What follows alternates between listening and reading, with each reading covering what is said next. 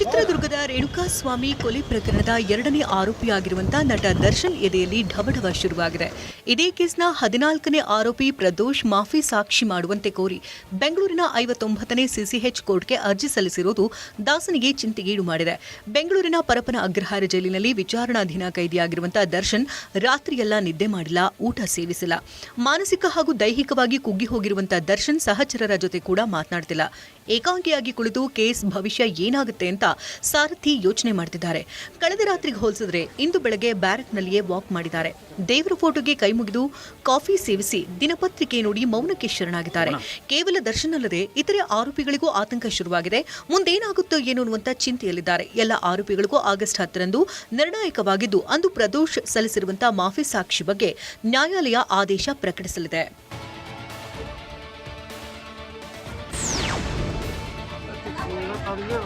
ಬೀದರ್ನ ಕಮಲಾನಗರ ತಾಲೂಕಿನ ಮನೆಯೊಂದರಲ್ಲಿ ಬೆಂಕಿ ಅನಾಹುತ ಸಂಭವಿಸಿದೆ.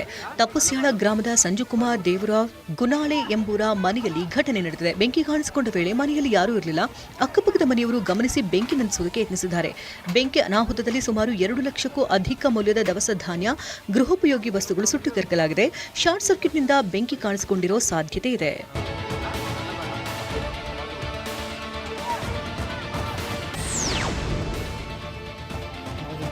ಕೊಡಗು ಜಿಲ್ಲೆಯ ಪೊನ್ನಂಪೇಟೆ ತಾಲೂಕಿನ ಹಾತೂರು ಗ್ರಾಮದಲ್ಲಿ ಮಾಜಿ ಸೈನಿಕ ಕೊಂಗಿಪಂಡ ಜಯ ಎಂಬುವರ ಮನೆಯಲ್ಲಿ 4 ಲಕ್ಷ ರೂಪಾಯಿ ಮೌಲ್ಯದ ನಗನಾಣ್ಯ ಕಳವು ಮಾಡಲಾಗಿದೆ. ಮನೆಯಲ್ಲಿ ಯಾರೂ ಇಲ್ಲದ ಸಂದರ್ಭವನ್ನು ನೋಡಿ ಈ ಕೃತ್ಯವೆಸಗಲಾಗಿದೆ. ಗೋಣಿಕೊಪ್ಪಲು ಪೊಲೀಸ್ ಠಾಣೆಯಲ್ಲಿ ಪ್ರಕರಣ ದಾಖಲಾಗಿದೆ.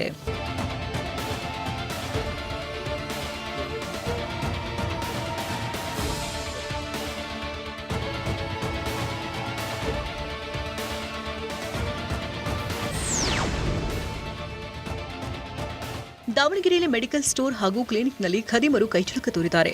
ಕೊಡಗನೂರು ಕ್ರಾಸ್ ಬಳಿ ಇರುವಂತಹ ಲತಾ ಸಿದ್ದೇಶ್ ಎಂಬುವರಿಗೆ ಸೇರಿದಂತಹ ಮೆಡಿಕಲ್ ಮತ್ತು ಕ್ಲಿನಿಕ್ಗೆ ಕನ್ನ ಹಾಕಿದಂತಹ ಕಳ್ಳರು ಮೊದಲು ಸಿಸಿ ಕ್ಯಾಮೆರಾಗೆ ಮಣ್ಣು ಮೆತ್ತಿದ್ದಾರೆ. ನಂತರ 10,000 ರೂಪಾಯಿ ನಗದು, ಡಿವಿಆರ್ ಕದ್ದೊಯ್ದಿದ್ದಾರೆ. ಮುಂಜಾನೆ ಕ್ಲಿನಿಕ್ಗೆ ಬಂದು ನೋಡಿದಾಗ ಕಳ್ಳತನ ಬೆಳಕಿಗೆ ಬಂದಿದೆ. ಮಾಯಕೊಂಡ ಠಾಣಾ ಪೊಲೀಸರು ಸ್ಥಳಕ್ಕೆ ಭೇಟಿ ನೀಡಿ ಪರಿಶೀಲನೆ ನಡೆಸಿ ಆರೋಪಿಗಳಿಗಾಗಿ ಬಲೆ ಬೀಸಿದ್ದಾರೆ.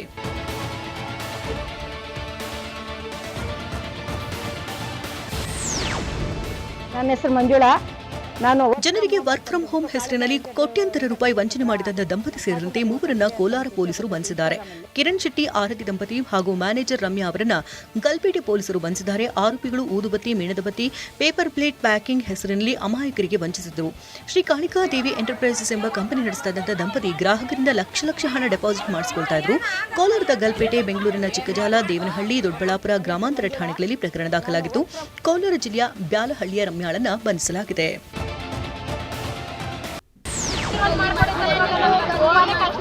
ಸಚಿವ ಪುಟ್ಟರಂಗ ಶೆಟ್ಟಿ ಚಾಮರಾಜನಗರ ಜಿಲ್ಲೆಯಲ್ಲಿ ಸತತ 2ನೇ ದಿನವೂ ಬರ ಪರಿಸ್ಥಿತಿ ಪರಿಶೀಲನೆ ಮುಂದುವರೆಸಿದ್ರು. ಹನೂರು ತಾಲೂಕಿನ ಬೀಚಿಪಾಳ್ಯ, ಎಲ್ಲೆಮಾಳ, ಅಜ್ಜಿಪುರ ಗ್ರಾಮದಲ್ಲಿ ಪರಿಶೀಲನೆ ನಡೆಸಿದ್ರು. ಉಪ್ಪಾರದೊಡ್ಡಿಯಲ್ಲಿ ಮಹಿಳೆಯರು ಸಚಿವರ ಎದುರೇ ಅಧಿಕಾರಿಗಳನ್ನ ತರಾಟೆ ತೆಗೆದುಕೊಂಡ್ರು.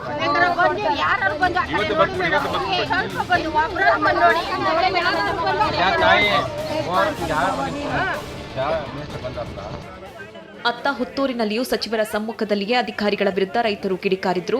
ರಸಗೊಬ್ಬರ ದಾಸ್ತಾನಿದ್ರು, ರೈತರಿಗೆ ಸಿಗ್ತಾ ಇಲ್ಲ ಅಂತ ಅಳಲು ತೋಡ್ಕೊಂಡ್ರು. ರೈತರ ಮಾತಿಗೆ ಧ್ವನಿಗೂಡಿಸಿದ ಪುಟ್ಟರಂಗ ಶೆಟ್ಟಿ ಅಧಿಕಾರಿಗಳನ್ನ ತರಾಟೆ ತೆಗೆದುಕೊಂಡ್ರು.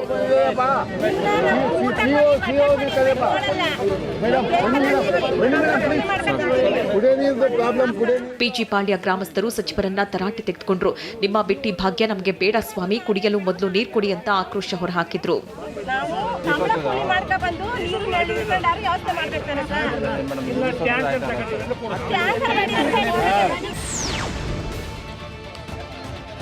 ಬಳ್ಳಾರಿ ಜಿಲ್ಲೆಯ ಸಂಡೂರಿನಲ್ಲಿ ಸಚಿವ ನಾಗೇಂದ್ರ ಬರ ವೀಕ್ಷಣೆ ನಡೆಸಿದ್ರು.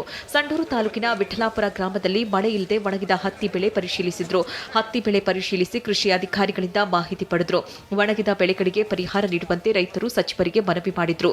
ಸಚಿವರಿಗೆ ಸಂಡೂರು ಶಾಸಕಿ ಅನ್ನಪೂರ್ಣ, ಜಿಲ್ಲಾಧಿಕಾರಿ ನಾಗೇಂದ್ರ ಪ್ರಸಾದ್ ಸಾಥ್ ನೀಡಿದ್ರು.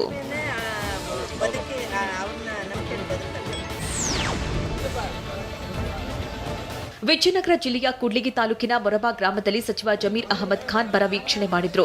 ಮೊರಬಾದ ರೈತ ಮಹಿಳೆ ಶಾಂತಲಿಂಗಮಾಳ ಜಮೀನಲ್ಲಿ ಮುಸುಕಿನ ಜೋಳ, ಮೆಕ್ಕೆಜೋಳ, ಸಜ್ಜೆ ಸೇರಿದಂತೆ ನಾನಾ ಬೆಳೆಗಳ ವೀಕ್ಷಣೆ ಮಾಡಿ ಮಾಹಿತಿ ಪಡೆದ್ರು. ಕೂಡ್ಲಿಗಿ ಶಾಸಕ doctor NT Srinivas, Vijayanagara DC Kavitha S Manikeri, SP Jahnavi, CEO Nongchai Mohammed Akram Ali Shah ಸೇರಿದಂತೆ ಜಿಲ್ಲಾ ಮಟ್ಟದ ಅಧಿಕಾರಿಗಳು ಶಾಸಕರಿಗೆ ಸಾಥ್ ಕೊಟ್ಟರು.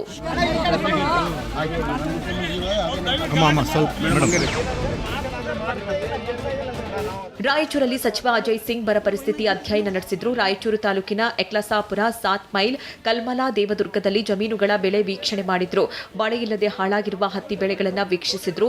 3 ಬಾರಿ ಬಿತ್ತನೆ ಮಾಡಿದ್ರು. ಬೆಳೆ ಕೈಗೆ ಬಾರದ ಸ್ಥಿತಿ ನಿರ್ಮಾಣವಾಗಿದೆ ಅಂತ ರೈತರು ಸಚಿವರ ಬಳಿ ಅಳಲು ತೋಡ್ಕೊಂಡ್ರು.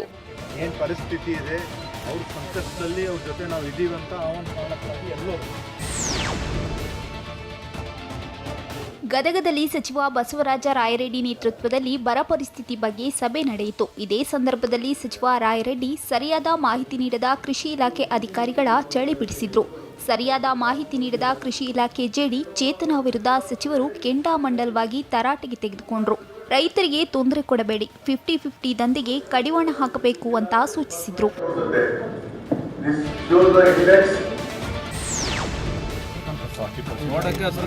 ಮೈಸೂರು ಜಿಲ್ಲೆ ಹುಣಸೂರು ಭಾಗದಲ್ಲಿ ಸಚಿವ ಡಾಕ್ಟರ್ ಯತೀಂದ್ರ ಸಿದ್ದರಾಮಯ್ಯ ಬರ ಅಧ್ಯಯನ ನಡೆಸಿದ್ರು. ಶಾಸಕ ಜಿಡಿ ಹರೀಶ್ ಗೌಡ ಸೇರಿದಂತೆ ಹಲವರು ಈ ಸಂದರ್ಭದಲ್ಲಿ ಹಾಜರಿದ್ರು. ಗಿಡ ಹಸಿರಾಗಿದ್ರೂ ಒಳಗೆ ಒಣಗಿದೆ ಎಂದು ಅಧಿಕಾರಿಗಳು ಮಾಹಿತಿ ನೀಡಿದ್ರು. ಅಗತ್ಯ ಪರಿಹಾರ ಬಿಡುಗಡೆ ಮಾಡುವುದಾಗಿ ಸಚಿವರು ರೈತರಿಗೆ ಭರವಸೆ ನೀಡಿದ್ದಾರೆ.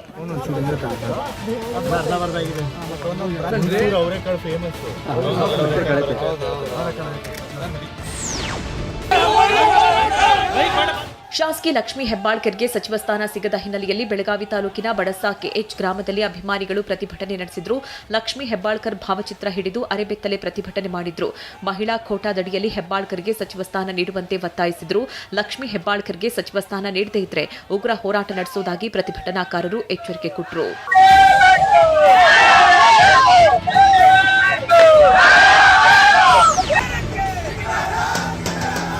ಶಾಸಕ ಮಂಕಾಳ್ ವೈದ್ಯಗೆ ಸಚಿವ ಸ್ಥಾನ ನೀಡುವಂತೆ ದಾವಣಗೆರೆಯಲ್ಲಿ ಪ್ರತಿಭಟನೆ ನಡೆಸಲಾಗಿದೆ. ಹರಿಹರದಲ್ಲಿ ಪ್ರತಿಭಟನೆ ನಡೆಸಿದ ಗಂಗಾ ಮತಸ್ಥರು ಪ್ರಮುಖ ಬೀದಿಗಳಲ್ಲಿ ಮೆರವಣಿಗೆ ನಡೆಸಿ ಮಂಕಾಳ್ ವೈದ್ಯಗೆ ಸಚಿವ ಸ್ಥಾನ ನೀಡುವಂತೆ ಒತ್ತಾಯಿಸಿದರು.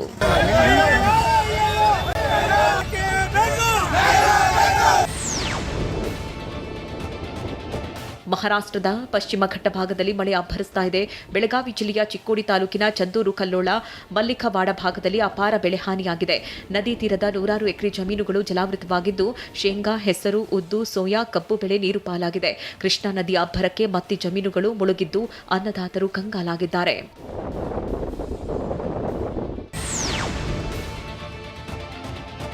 ವರ್ಣನ ಪ್ರತಾಪಕ್ಕೆ ಭೀಮಾ ನದಿ ಅಪಾಯದ ಮಟ್ಟ ಮೀರಿ ಹರಿತಾ ಇದೆ. ಗುರುಸಣ್ಣಗಿ ಬ್ಯಾರೇಜ್ನಿಂದ 1.2 ಲಕ್ಷ ಕ್ಯೂಸೆಕ್ ನೀರು ಬಿಡುಗಡೆ ಮಾಡಲಾಗಿದೆ. ಯಾದಗಿರಿ ಜಿಲ್ಲೆ ವಡಗೇರಾ ತಾಲೂಕಿನ ಗುರುಸಣ್ಣಗಿ ಬಳಿಯ ಬ್ಯಾರೇಜ್ ತುಂಬಿ ಹರಿತಾ ಇದೆ. ನದಿ ತೀರಕ್ಕೆ ತೆರಳದಂತೆ ಜಿಲ್ಲಾಡಳಿತ ಸೂಚನೆ ಕೊಟ್ಟಿದೆ. ಜಾನುವಾರುಗಳಿಗೆ ನೀರು ಕುಡಿಸಲು ನದಿ ಬಳಿ ಹೋಗಬಾರದೆಂದು ಸೂಚಿಸಲಾಗಿದೆ. ಇಂದು ಅಥವಾ ನಾಳೆ 1.5 ಲಕ್ಷ ಕ್ಯೂಸೆಕ್ ನೀರು ಬಿಡುಗಡೆ ಮಾಡುವ ಸಾಧ್ಯತೆ ಇದೆ. ಗದಗ ನಗರದ ಸಮಾಜ ಕಲ್ಯಾಣ ಇಲಾಖೆಯ ಮೆಟ್ರಿಕ್ ನಂತರದ ವಿದ್ಯಾರ್ಥಿ ನಿಲಯದಲ್ಲಿ ತಿಗಣೆಗಳ ಕಾಟದಿಂದ ವಿದ್ಯಾರ್ಥಿಗಳು ತೀವ್ರ ಸಂಕಷ್ಟ ಅನುಭವಿಸುತ್ತಿದ್ದಾರೆ. ಇದೇ ವೇಳೆ ಹಾಸ್ಟೆಲ್ಗೆ ಭೇಟಿ ನೀಡಿದ ಅಧಿಕಾರಿಗಳಿಗೆ ವಿದ್ಯಾರ್ಥಿಗಳು ತರಾಟೆಗೆ ತೆಗೆದುಕೊಂಡರು. ಅಷ್ಟೇ ಅಲ್ಲ, ಹೊಟ್ಟೆ ತುಂಬ ಊಟ ನೀಡುತ್ತಿಲ್ಲ ಎಂದು ವಿದ್ಯಾರ್ಥಿಗಳು ಅಸಮಾಧಾನ ವ್ಯಕ್ತಪಡಿಸಿದರು.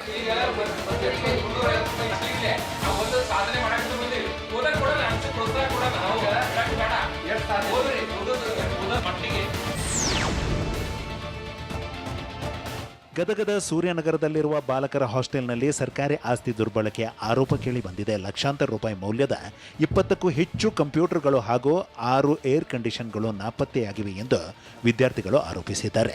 ಸೌಲಭ್ಯಗಳ ಬಗ್ಗೆ ಪ್ರಶ್ನಿಸಿದ್ರೆ ಹಾಸ್ಟೆಲ್ನಿಂದ ಹೊರಹಾಕುವ ಹಾಗೂ ಪೊಲೀಸರನ್ನು ಕರೆಸಿ ಬೆದರಿಕೆ ಹಾಕುತ್ತಾರೆ ಎಂದು ವಿದ್ಯಾರ್ಥಿಗಳು ಆರೋಪಿಸಿದ್ದಾರೆ.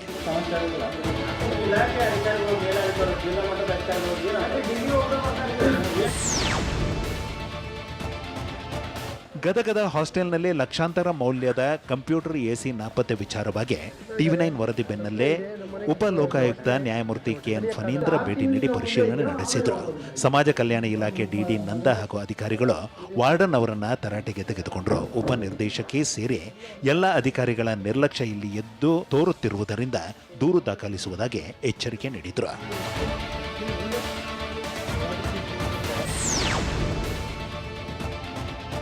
ಬೀದರ್ ತಾಲೂಕಿನ ಮರಕಲ್ ಮಮದಾಪುರ ಸಂಪರ್ಕ ರಸ್ತೆಗೆ ಸುಮಾರು 4.75 ಕೋಟಿ ರೂಪಾಯಿ ವೆಚ್ಚದಲ್ಲಿ ರಸ್ತೆ ನಿರ್ಮಾಣ ಮಾಡಲಾಗಿದ್ದರೂ ಸೇತುವೆ ನಿರ್ಮಿಸದ ಕಾರಣ ಜನರು ಸಂಕಷ್ಟ ಅನುಭವಿಸುತ್ತಿದ್ದಾರೆ. 4 ಕಿಲೋಮೀಟರ್ ಉದ್ದದ ರಸ್ತೆ ನಿರ್ಮಾಣ ಪೂರ್ಣಗೊಂಡಿದ್ದರೂ ಮಧ್ಯದಲ್ಲಿರುವ ಹಳ್ಳಕ್ಕೆ ಸೇತುವೆ ಇಲ್ಲದ ಕಾರಣ ರಸ್ತೆ ಬಳಕೆಗೆ ಅಸಾಧ್ಯವಾಗಿದೆ ಎಂದು ಗ್ರಾಮಸ್ಥರು ಆರೋಪಿಸಿದ್ದಾರೆ.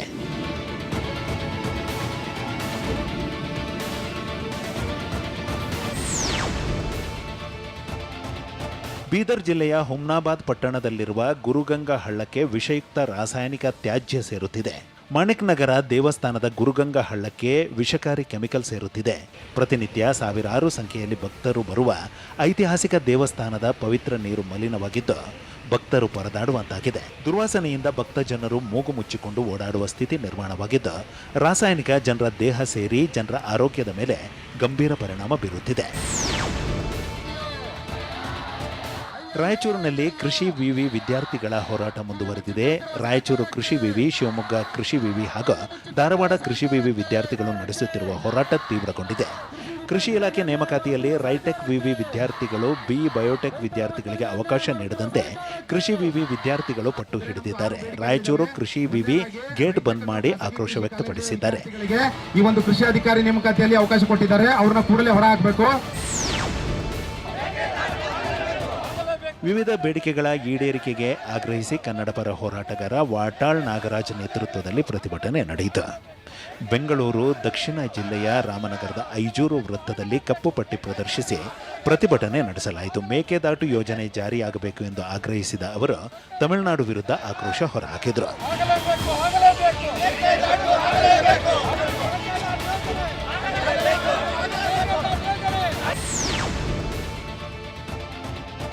ಮಲೆನಾಡು ಭಾಗದಲ್ಲಿ ಕಾಡಾನೆಗಳ ಉಪಟಳ ಮುಂದುವರೆದಿದೆ. ಮೂಡಿಗೆರೆ ತಾಲೂಕಿನ ಶುಭನಗರದಲ್ಲಿ ದಾಂಧಲೆ ಇಟ್ಟ ಕಾಡಾನೆ ಕಾಫಿ ಗಿಡ, ತೆಂಗಿನ ಮರ, ಬಾಳೆ ಗಿಡ ನಾಶ ಮಾಡಿದೆ. ಕಾಡಾನೆ ದಂಡು ತೆಂಗಿನ ಮರವನ್ನು ಬುಡ ಸಮೇತ ಬೆಳೆಸಿದೆ.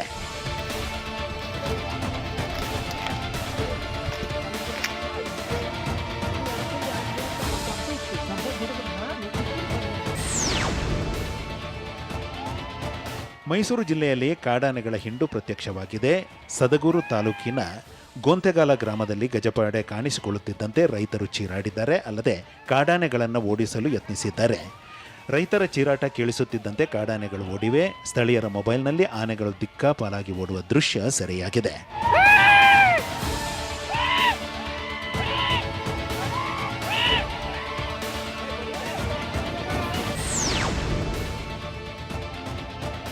ಸಾಕಾಣೆಗಳ ಕಾದಾಟದಲ್ಲಿ ಪ್ರವಾಸಿ ಮಹಿಳೆ ಸಾವು ಪ್ರಕರಣದ ಬಳಿಕ ಬಂದ್ ಆಗಿದ್ದ ದುಬಾರೆ ಶಿಬಿರ ಇನ್ನೂ ಓಪನ್ ಆಗಿಲ್ಲ. ಸಾಕಾಣೆ ಶಿಬಿರಗಳಲ್ಲಿ ಇನ್ನೂ ಎಸ್ಒಪಿ ಜಾರಿಯಾಗಿಲ್ಲ. ಘಟನೆ ನಡೆದು 2.5 ತಿಂಗಳು ಕಳೆದರೂ ಅರಣ್ಯ ಇಲಾಖೆ ವಿಳಂಬ ನೀತಿ ಅನುಸರಿಸ್ತಾ ಇದೆ.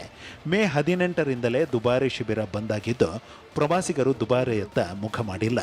ಪ್ರವಾಸಿಗರಿಲ್ಲದೆ ರಾಫ್ಟಿಂಗ್ ಬೋಟ್ ಖಾಲಿ ಬಿದ್ದಿದ್ದು ದುಬಾರೆ ರಿವರ್ ರಾಫ್ಟಿಂಗ್ ಭಾರಿ ನಷ್ಟ ಅನುಭವಿಸ್ತಾ ಇದೆ.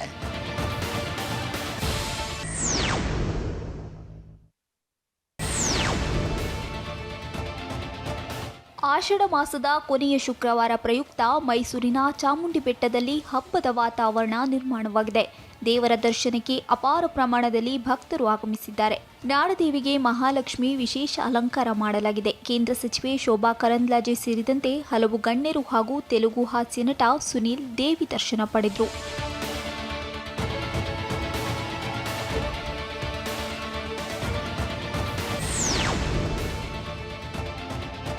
ದಾವಣಗೆರೆಯ ಹೊನ್ನಾಳಿ ಪಟ್ಟಣದಲ್ಲಿ 5 ವರ್ಷಕ್ಕೊಮ್ಮೆ ನಡೆಯುವ ಶ್ರೀ ಮಾರಿಕಾಂಬಾ ದೇವಿಯ ಜಾತ್ರೆ ಅದ್ದೂರಿಯಾಗಿ ಆರಂಭವಾಗಿದೆ.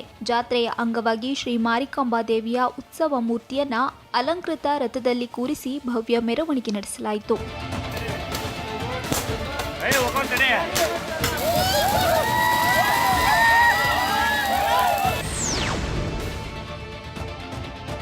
ಕೊಪ್ಪಳದ ಐತಿಹಾಸಿಕ ಹುಲಿಗೆಮ್ಮ ದೇವಸ್ಥಾನದ ಹುಂಡಿ ಎಣಿಕೆ ಮಾಡಲಾಗಿದೆ. ಕೇವಲ 46 ದಿನದಲ್ಲಿ ಬರೋಬ್ಬರಿ 86,71,000 ರೂಪಾಯಿ ಸಂಗ್ರಹವಾಗಿದೆ. ಅಷ್ಟೇ ಅಲ್ಲದೆ ಹುಂಡಿಯಲ್ಲಿ 146 ಗ್ರಾಂ ಬಂಗಾರ, 3 ಕೆಜಿ 900 ಗ್ರಾಂ ಬೆಳ್ಳಿ ಕಾಣಿಕೆಯಾಗಿ ಹರಿದು ಬಂದಿದೆ.